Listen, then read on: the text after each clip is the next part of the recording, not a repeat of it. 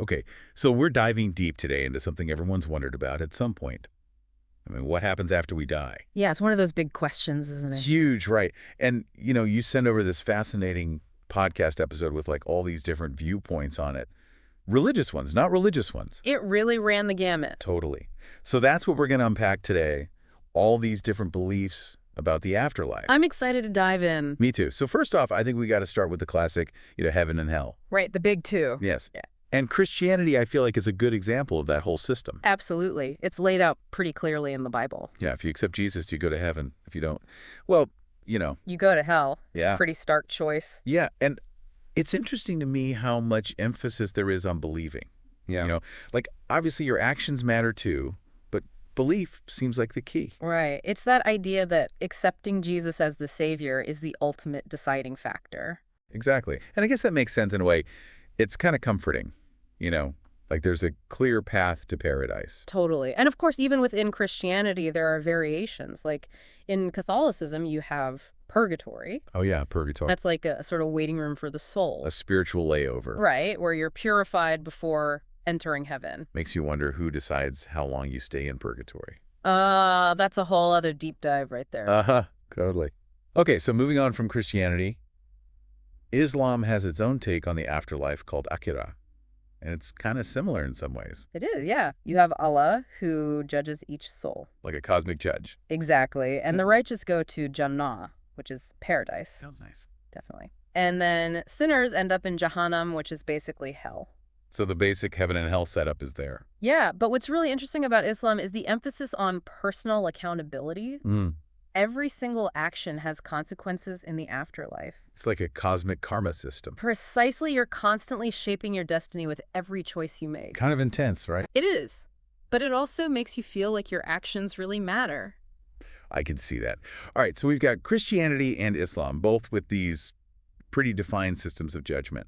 And then you have Judaism, which, from what I got from that podcast, is a little less clear-cut. It is, yeah. You have Gan Eden, which is kind of like paradise, and Gehinnom, which is more about purification than like eternal suffering. Not necessarily a bad place. Not in the same way that hell is typically conceived, no. And what's really interesting is that the focus isn't just on this one-time judgment event. Right, it's more about the big picture. Exactly. They have this concept of the world to come, where the righteous are ultimately rewarded. So it's not just about one moment, it's about the whole journey. Yeah, and that really reflects Judaism's emphasis on living a righteous life in the present. It's about doing good deeds and making a positive impact on the world. Makes sense. So less about fearing punishment, more about just living right. That's a great way to put it. Okay, so those are some Abrahamic religions, but let's switch gears completely and head over to the East. Sounds good to me.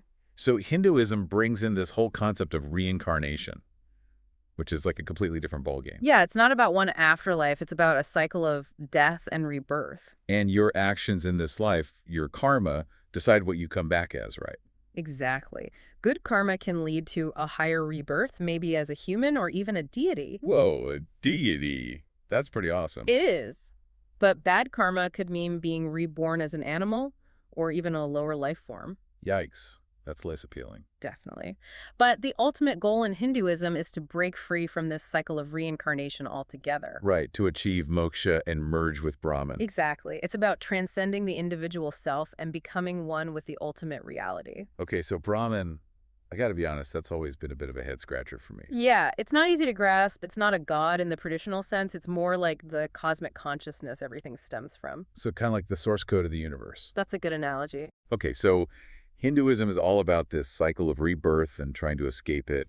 And then you have Buddhism, which has some similarities, but also its own distinct flavor. Definitely. In Buddhism, actions still influence rebirth, but there isn't like a permanent soul that gets reborn. Right, it's more about the flow of consciousness, like a flame being passed from one candle to another. Precisely. And the ultimate goal in Buddhism is nirvana. Which is basically freedom from suffering. Exactly. It's about reaching a state of enlightenment where you're no longer bound by desire and attachment. It sounds incredibly peaceful. It is. And it's interesting how both Hinduism and Buddhism are ultimately trying to address that same human desire to escape suffering. They just offer different paths to get there. Right. One through merging with the ultimate reality, the other through extinguishing the self. It's wild how all these religions are wrestling with these same big questions, even though they come from such different parts of the world. It really shows how universal these questions are, you know? No. Totally. And of course, we can't forget about those who don't believe in any kind of afterlife. Right, like atheists and agnostics. They tend to focus on living a meaningful life in the present moment, since there's no guarantee of what comes next. It's like a call to action, you know? Hmm. Make this life count because it might be all there is. I can dig that. And before we wrap up, I think it's worth mentioning all the indigenous religions out there, too, each with their own unique beliefs about the afterlife. Absolutely. Often their beliefs are deeply connected to nature and ancestral spirits. It's such a rich tapestry of different ways of understanding death and what might lie beyond. Yeah, it's a testament to human creativity and our need to make sense of the unknown. So after this whirlwind tour of the afterlife, where do we even begin to unpack all of this? I mean, there's no easy answer, is there? Nope. Heaven, hell, reincarnation, nothingness. It's all on the table. And I guess that's kind of the point, right? It's Yeah. all about what resonates with you personally. Exactly. What do you believe? What brings you comfort? What gives your life meaning? So here's a thought-provoking question for all of you listening. After hearing about all these different beliefs, what resonates with you the most? What does your personal ideal afterlife look like? And don't be afraid to explore different ideas, you know? Keep asking those questions and see where they lead you. You never know what insights you might discover along the way. Exactly. Well, on that note, I think we've done a pretty solid deep dive today. I agree. Until next time, folks, keep those brains buzzing. And keep exploring those big questions. See ya.